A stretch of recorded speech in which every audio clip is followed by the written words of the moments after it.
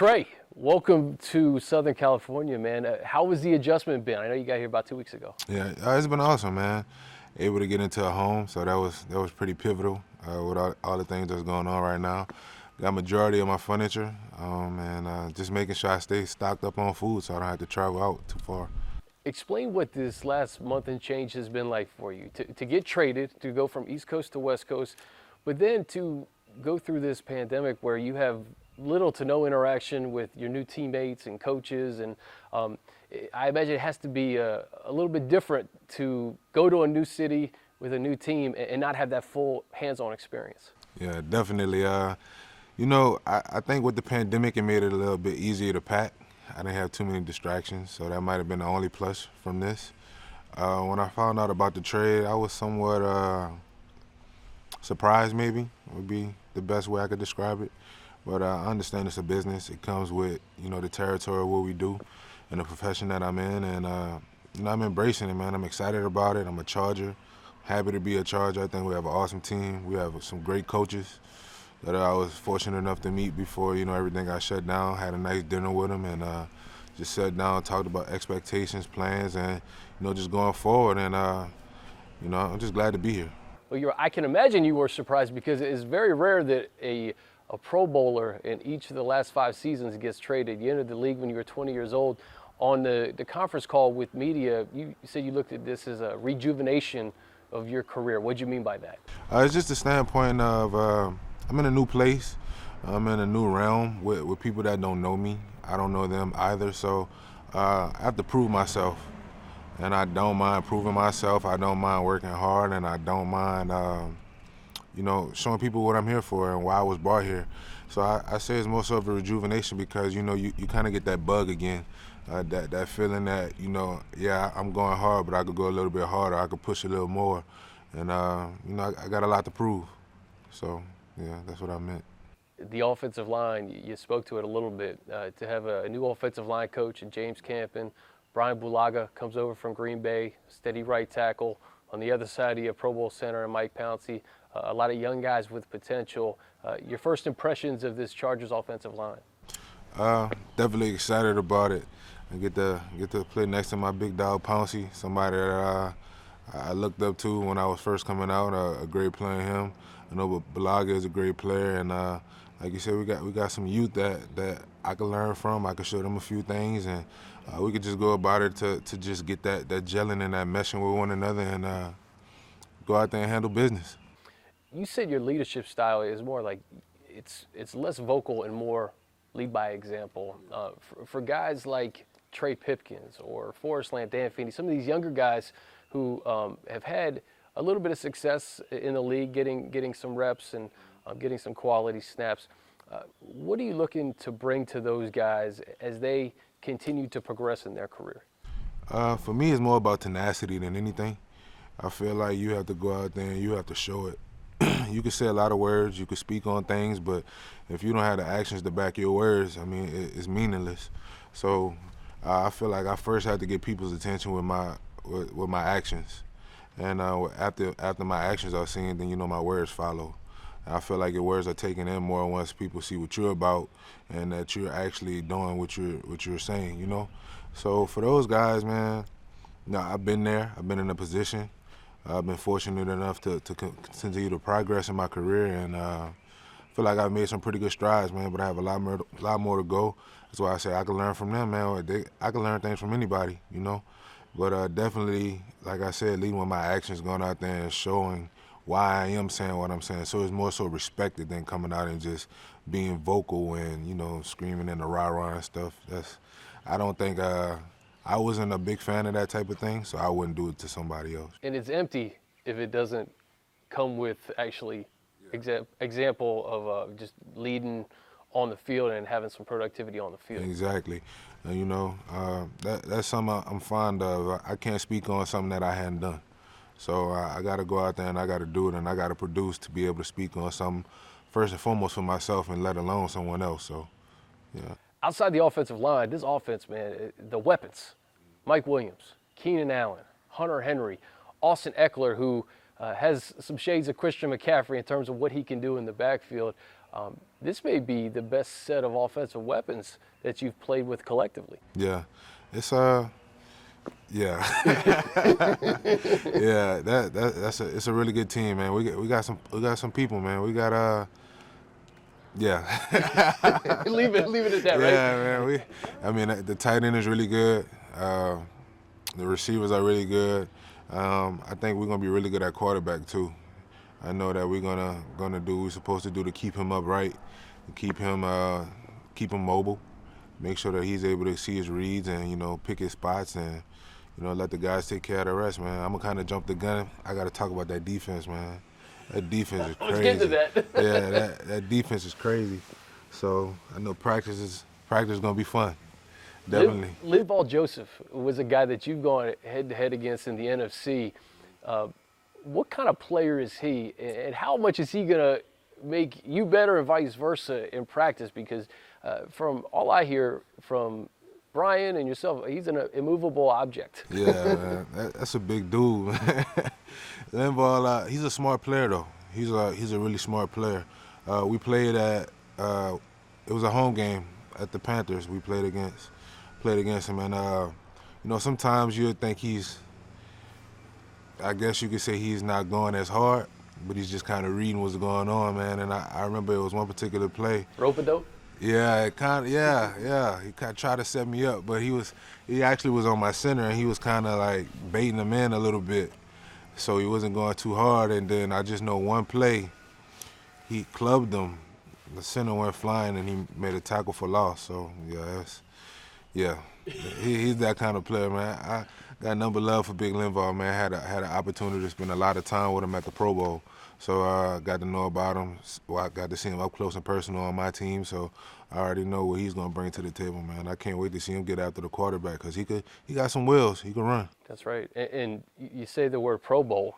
Joey Bosa, Melvin Ingram, Chris Harris Jr., Derwin James, Casey Hayward, all these guys have been Pro Bowlers, and then you add a guy like Desmond King, who was an All-Pro a couple of years ago.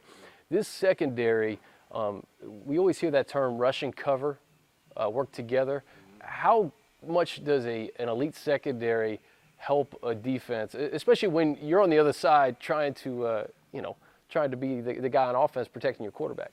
I mean, I think it works hand in hand, man. If you got guys that could cover, it gives the rushers time to get there, and if you got some beast of a rushers, they had to hurry up and throw the ball, so that puts your secondary in good position to get picks or deflections or what have you. And when you have Boat, it's a scary sight, man. I think this team could be really special. It hadn't been too much time that I've been a Charger, man, but I think the future's really bright. You alluded to Tyrod Taylor. He's had success in this league. He's been a Pro Bowl quarterback. He has a good amount of starts under his belt. A guy like Cam, for instance, you mentioned the ability to be mobile and to be multiple as a quarterback, be able to be a rushing threat and also throw the ball down the field.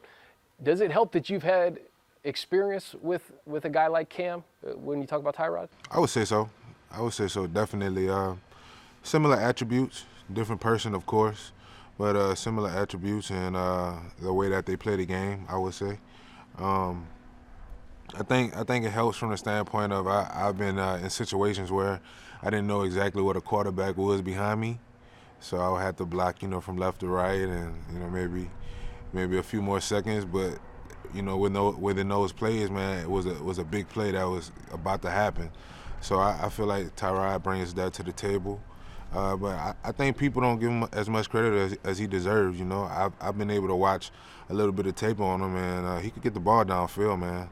He uses his legs when he needs to, but he could sling the ball. So I'm excited. Man, to play with him. I'm excited to see what he could do, and I know it's pivotal for me to do my job, for him to succeed at his job, and I want nothing but success for him. So I'm gonna make sure I'm doing what I'm supposed to do so he could succeed.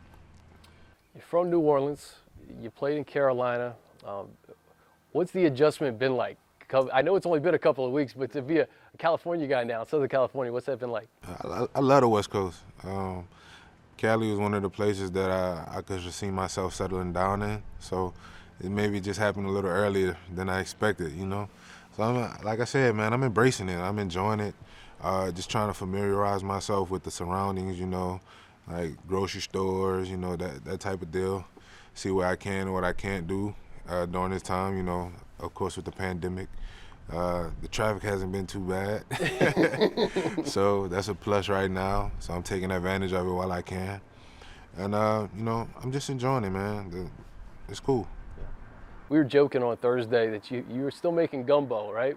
I was told by a Panthers beat writer, Joe Person. He said, you got to ask Trai about the New Orleans cuisine. Chargers play in New Orleans this year, so you get another homecoming game similar to the NFC South. But tell me about the food in New Orleans, man. We need some restaurant recs. My favorite restaurant in New Orleans is probably Katie's. Katie's in New Orleans. In New Orleans is really good. New Orleans Food and Spirit. And I get some really good oysters from Drago's and Acme.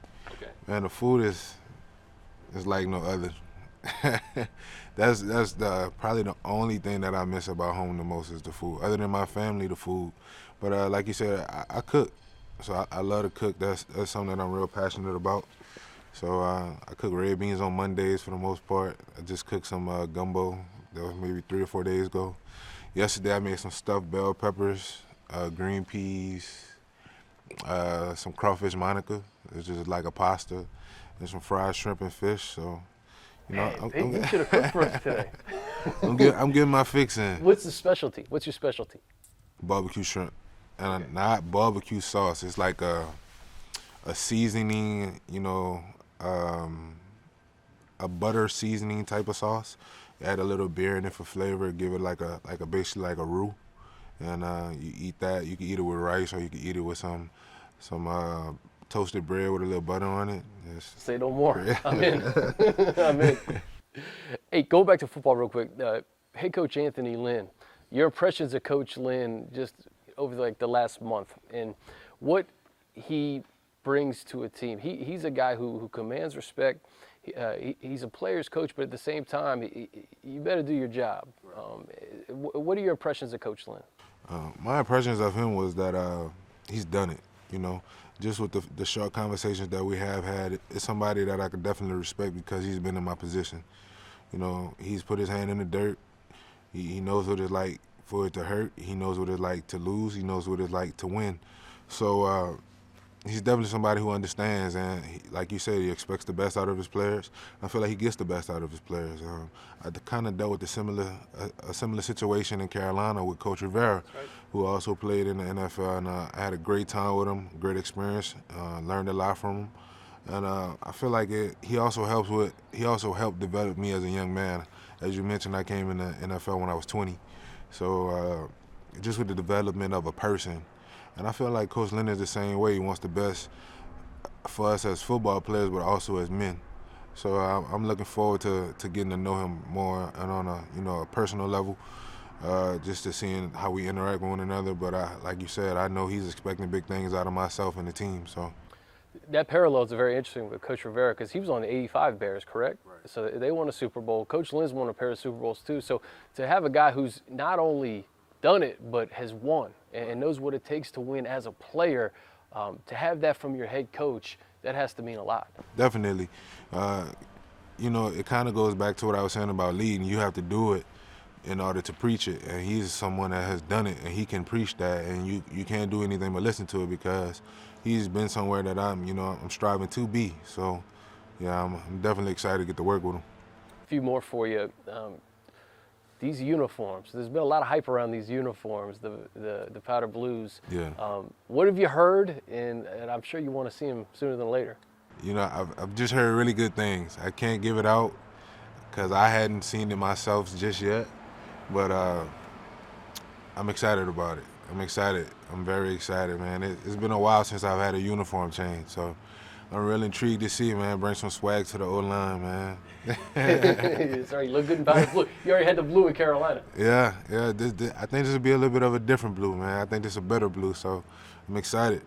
I'm really excited about the new uniforms, man. New uniform, new stadium, SoFi Stadium, state of the art. What's going to be like to be a member of the first team to play in this building?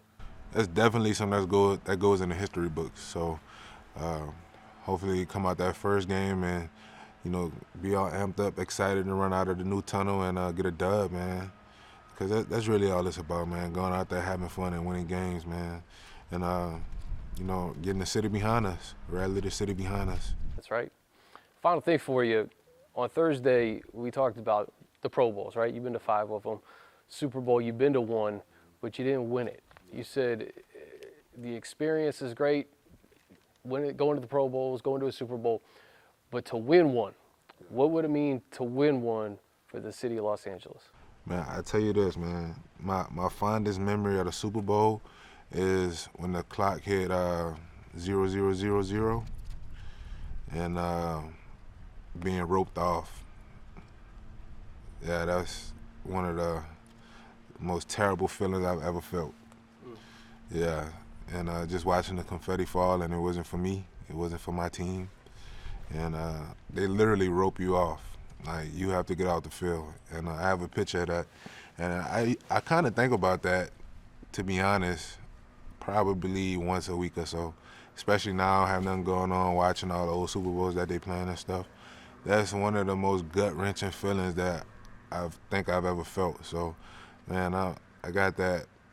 I got a yearning, a burning inside of me to get back to the Super Bowl and finish on the other side of those ropes, man. So sometimes you need that feeling to push you to get that ring. Definitely, for sure. Definitely, man. When I first came into the league, man, I like to say I was spoiled. My first year I went to the playoffs, with some players never make it to the playoffs. My second year I went to the Super Bowl, where some people have played 15, 16 career years and never made it to a Super Bowl. So to get to that was really, really good. Like I said, highlight of my career. But to get back there and be on the other side of it, that's something that I can't wait to do. And you got the guys to do it. Yeah, got the team to do it, got the coaches to do it, and I feel like we're in the right city to do it, man. So like I said, we stack these dubs and get the city behind us, man. We'll be good to go.